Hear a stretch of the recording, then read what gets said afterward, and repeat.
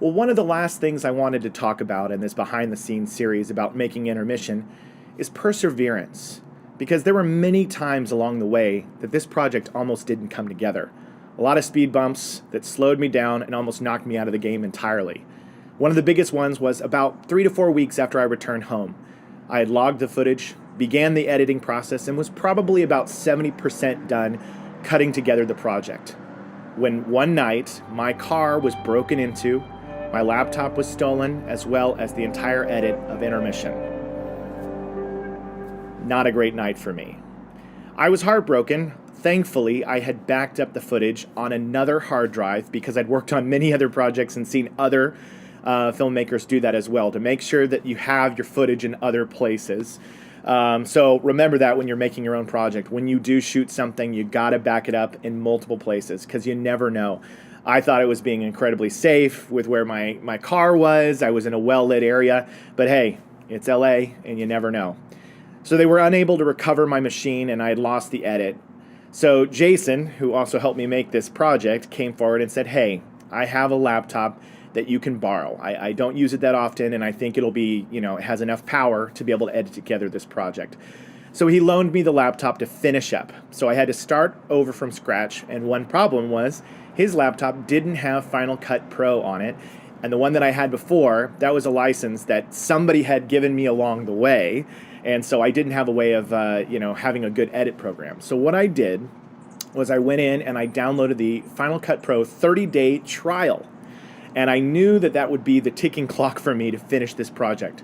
So every time I opened up Final Cut, it said, you have 28 days left of this. You have 22 days. You have 15 days. You have 2 days. And every day I would open up to edit Intermission, there was a countdown of how long I had left of the demo of Final Cut Pro.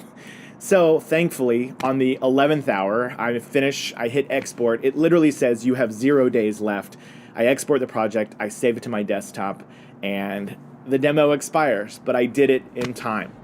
So as you can see, from getting my laptop stolen to having a demo of an editing program to get me through the edit to finish, there were a lot of times that I really felt discouraged and I wanted to give up. And I'm just here to tell you, don't give up. You can do this. Everything that I did was DIY and do it yourself and make it at home. Everything from the one-piece Dickies uniform that I got at a thrift store, to the foam vest that was made. My wife Jamie helped me put that together. It was incredible. It was just crafting foam, black crafting foam with a hot gun to form it into shape and then sprayed with matte paint. The light was a little wall stick-on light that we took out, fastened in there, and put a little blue tape on it to give that blue glow. And then I bought the alien fruit at the store. It was just an exotic looking fruit. So there were a lot of ways that we just kind of had to put this thing together the best we could. I didn't know what I was doing, but I knew what I wanted to make. So thank you again for watching this series. I hope some of this has inspired you to go out and make your own project. I know that I'm ready to make my next project. I just finished my second short film, and that should be coming out in a couple weeks. And I think I'm going to keep going from there and making stuff. So this has been Jacob Givens. Thanks for joining me. We are running out of day to shoot on Sunday, but we just finished at Fawn's Point. And we got some establishing shots, some planet shots. Now we're off to go get some of the last dialogue of the day, and hopefully we can wrap by 4 p.m. But you got to give it to the landscape for looking amazing. So see what we can do in the next hour or so.